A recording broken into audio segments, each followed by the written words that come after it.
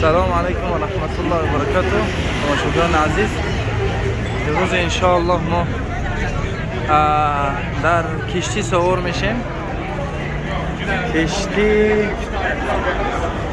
مثل مترو، مثل اتوبوس کار میکنه در اینجا با همین خیلی کارت‌ها. این کارت‌ها را از همین بری جای کشتی یا که جای مترو میخریم، از دست آدمان نخریم که فریب میکنن. بسیار ارزان است. این کارتا را اینجا میمونی میگذاری و از اینجا سوار میشیم انشاءالله دیگر طرف میریم. برادران عزیز تماشابینا، کشتی سوار میشیم.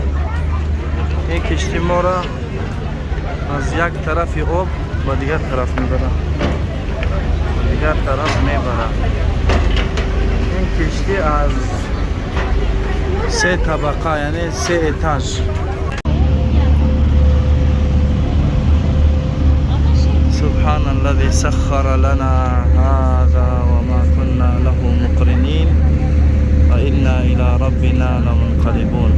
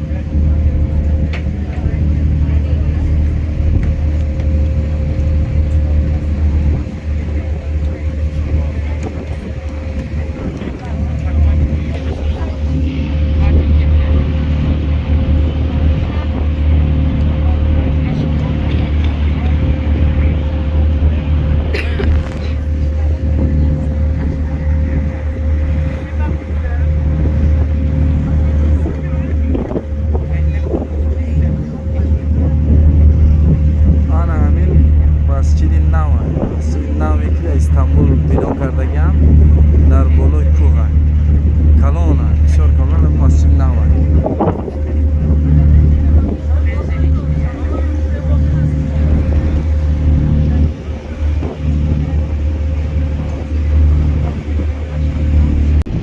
ما در منطقه مرمری میگن در این منطقه رسیدیم، در جایی که انشاءالله از اینجا باز با طریق مترو یا که اتوبوس به طرفای خود میریم.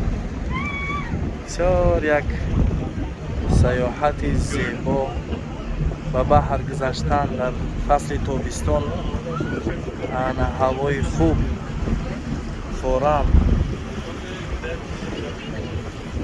انشاءالله الله کرده باشد که عاقبت ما هم بخیر باشد. الله متعال عاقبت همه ما و شما رو بخیر کنه. السلام علیکم و رحمت الله و برکاته.